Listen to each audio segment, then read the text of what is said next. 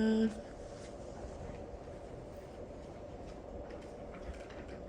all know time flies. This fact becomes a lot more apparent when you're raising young children. When changing diapers is a daily duty, it's easy to look forward to a time when they're more independent. Today I'm going to be showing you a few milestones in my daughter's life through a few of her favorite toys from right when she was born to a few that are still cherished to this day. Now, shortly after Charlotte was born, my in-laws bought her this stuffed lamb. And he was promptly named Mr. Lammy. Now, Mr. Lammy, when you push a button on his palm, I'm not going to do it here right now, but we can do that after. And then he will play very well-known nursery rhymes and light up all the colors of the rainbow. During this time of Charlotte's life, she had a lot of stomach problems that we could attribute to like a lactose intolerance. And Mr. Lammy was the only thing that would put her to sleep. This was like the first few months. Mr. Lammy and his illuminated rhymes were the only things that would do that. She doesn't play with him much anymore, but just finding him in her mountain of many toys reminded me of a time when she was just as fragile as she could be. Now, since we brought her home from the hospital, she also had a huge fleece pink blanket. You'll notice that this blanket is not huge and pink.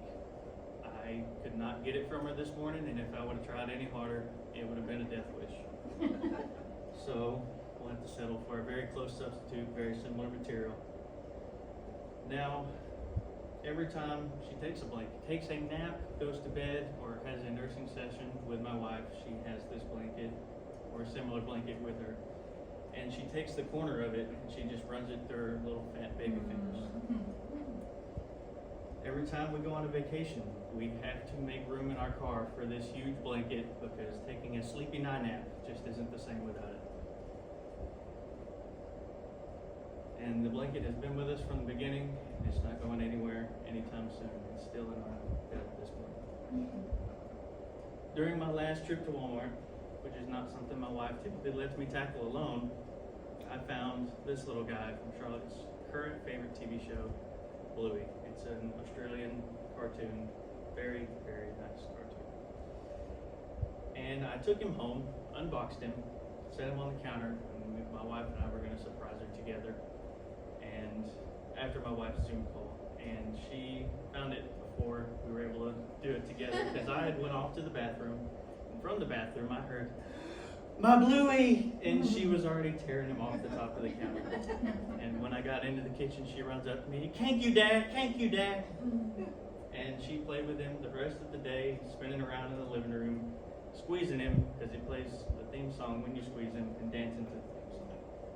So much so that the batteries died that very same day. She brought him up to me and says, "Daddy, it's dead." We keep a storage of bulk batteries for that.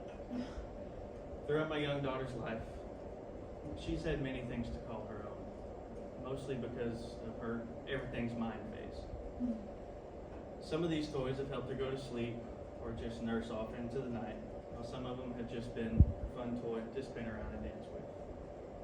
She's grown a lot, and she's grown from needing me to push the buttons for her when she was so little to needing me to telling me when the batteries are dead.